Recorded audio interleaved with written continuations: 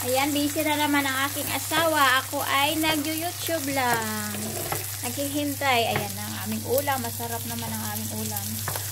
Ayan, pritong pork chop. Ano yan, Haning? Slice ng sibuyas para ihalo. Kanyang pinarito. Sipag ng aking asawa, diba? Ako kakain lang. Tapos ang kanyang patatas. Ayan, ang sarap na yan, Haning. Tapos, magprito ng sibuyas. Ayan. Ayan, ang sarap. Ang amoy, naamoy nyo. Ang sarap, diba? Ay, ang bango pala. Ayan na ang aming ulam mamaya. Tapos gagawa na siya ng sauce. Ay, gusto ko na kainin ba? Habang mainit. Naku, ano ba yan? Ang apoy, kulay pink. Hala, ang init. Di ko makain.